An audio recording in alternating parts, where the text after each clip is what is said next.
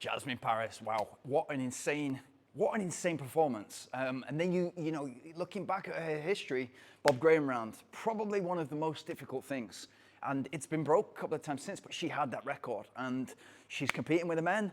She's up there, and she came 5th or 6th UTMB last year. And this is in a pretty stacked program. You'd have to say that she's up there towards what Courtney Dauwalter has achieved. And it would be great to see those two go head to head, which obviously they did at UTMB, and Courtney was way ahead and towards the men. But and equally, it would be an amazing thing to see Courtney go at the Bob Graham round. For those of you that don't know, the Bob Graham round is a route in the UK, and it's always been, it's a fastest known time. It's not a race, but it's the mark of a great fell runner. It's the mark of a great 100-mile runner. It's a lot of mountains, it's a lot of elevation, and it's historic, and it's a big thing in the UK for fell running. And this is before ultra running was probably even a phrase, you know. This is just long distance fell running. My PE teacher, is still my idol to this day, Andy Trigg, would always talk, I'm going fell running at the weekend. And that meant nothing to us. It kind of meant, oh, you're running in the hills kind of thing. In the UK, we don't really have mountains, we have small hills. And so fell running is basically, it didn't matter to him whether he was doing a 2-mile fell race, and I did one of those with him, and it was the most difficult race I've ever done in my life. 2 miles. It took him 20 minutes and me 30 minutes to do 2 miles. Insane. I had no idea what was going on. I still remember it really well, and it was in Hadfield, which is the town next to where Jasmin Paris is from. A little bit of trivia for you there. But it didn't matter to him whether he was doing 2 miles in the fells or 40 miles, 50 miles, 60 miles in the fells. It was a fell race for him. And so that's the kind of nature of the Bob Graham round, and you've kind of got to do it self-supported. You've got to look after yourself. You've got to read a map. You've got to know the route. You've got to plan. And these are the things that kind of left me out of this kind of stuff. And a friend texted me yesterday or last night, would you ever do Barkley Marathon? And for me, I love to run. I love to run and race other people. So I love to get on the start line, whether it's 1,500 meter race, 10K race, half marathon, marathon, ultra marathon. I love to know that we're going to be running for the duration.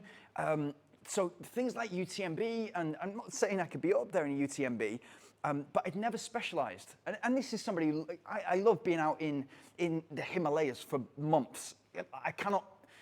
If you can do anything and you ever get a break from work, you ever have a sabbatical, you ever laid off and you've got like a payoff, go to the Himalayas and just hike from tea house to tea house to tea house. You don't even need to carry a tent. Just be out there and you will find what your real calling is. You'll find how much you love the nature. It's an amazing experience. So definitely I would love to do UTMB, but it's a time thing. It's a time commitment. It's in order to be competitive. For me, it's always about being competitive. It's about being up there. It's about being as best as I can be.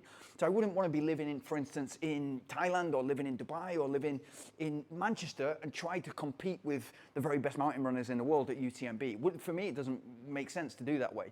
If I was living in Granada, then you could definitely be in Granada, train from Granada, and be up there with the best. But for me, what Jasmin Paris has just done, and she's competed in many events like this, and she's been up there, she's set records, and this is the first woman to ever complete Barkley Marathon, which if you don't know the background, go and search Netflix for the documentary Barkley Marathons. It's absolutely insane. It's based on somebody who escaped from prison and the distance that they covered before before they were caught or something like that. But the guy who runs it, very eccentric guy, really likable, and asks you to bring a number plate and maybe socks that year or shirts or underpants, whatever he's missing. He kind of and the entry fee is super low, but it's got that reputation for being unfinishable. And I think 4 or 5 people this year have finished it, so it's mental. But Jasmin Paris versus Courtney Dauwalter, that would be an interesting thing to see, because I don't know how much time Jasmin Paris spent at UTMB preparing for it. For me, to do well at these races, you've got to get there early. You've got to do, as I've said before on this channel, you've got to do what Jim Walmsley has done and go and live on the course. And it took him living on the course for 2 years, getting involved in skimo when it was winter, and then preparing as well and as specific as you possibly can, running the course so many times, splitting it up and running it so many times that it's just second nature for you. It was like that for Kilian. Kilian is obviously born in the Pyrenees. Like literally as a kid, hiking and running for long periods of time and skimo, year round, kind of competing. He just knows how to manage his energy over long periods of time. And we're talking 20, 25 hours. I'm not sure how much the Barkley Marathon was yesterday, but I want to say under 60 hours. And I think she did something like 59 something, 59 hours, 59 minutes, just like a minute under, something like that. I think it was the slowest ever completion of Barkley Marathon. So I don't even want to guess how stressful those final hours were in her trying to complete it. But what an amazing feat. Because you're going through brambles, you're getting cut up, you're having to find pieces of a book. It's absolutely insane. So, oh man, like, me, it's a different type of competition. It's a different type of thing. Maybe in the future I would like a go at it, but I'd love, like, Badwater. Badwater is, again, insanity. Like that distance, 140, 150 miles, I think it is, but at 50-degree heat and even higher, and then the elevation towards the end, that's the sort of thing that I would really like. Spartathlon looks, again, it's the distance and it's the heat and it's everything that comes with it, but that kind of thing on the road, there's definitely a set course. You can't really go off course. I've done races before. I remember doing a race in Norway, 83-kilometer race, and at 80 kilometers, 2 miles from the finish, I lost my way and I kind of went off the map because you had to carry a map. It was in Norwegian and I went off course and I went the wrong way. My own fault, but when you're tired and you're reading maps, that's a skill that you need to learn. And with the Bob Graham round and with Barkley Marathons, you need to be alert all the time.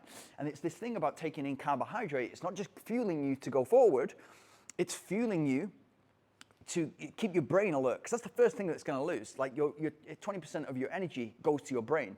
So you've got to be alert for 60 hours. And you've got sleep deprivation. Maybe you can catch 20 minutes here. You've seen people trying to take a nap at UTMB. It doesn't work very well. I think you've seen Courtney Dauwalter last year brushing her teeth to try and wake herself up, because she's going to be out there for 24, 25 hours. So you've got that sort of thing to play with, along with physical, like, breaking down of the body over long periods of time. For me, it's mesmerizing. Women doing amazing things in sport right now. You're seeing it kind of all over, but when it's running and cycling and triathlon, Chrissy Wellington, massive hero of me, got to meet her at Comrades Marathon in 2019. Like, there's somebody who breaks barriers, and it's exactly what Jasmin Paris has just done, breaking barriers. So if you're looking for heroes or heroines, I don't know how to say it, but for me it's like, okay, who do I really look up to? It's like people like Chrissy Wellington, people like Jasmin Paris, who are doing things that nobody else has ever done before. So it's not even a world record. It's beyond that. It's like getting to the South Pole first, or getting to Mount Everest, top of Mount Everest first, or getting to those types of things, pioneering things that have never been done before. She's just done it. And so that should be all over the news. It shouldn't be kind of, some footballer who's just gone out and partied and kind of cheated on his wife or whatever. That shouldn't be news. It should be about Jasmin Paris, and hopefully that's all over the news today. So yeah, for me, absolutely amazing. And yeah, respect, massive, massive, massive respect to both Jasmin Paris, and you have to compare it to Courtney and see what that kind of looks like. Hopefully they're both back at UTMB this year and they both go at it, or another race, maybe Western States. Don't know how Jasmin copes in the heat, but so much respect.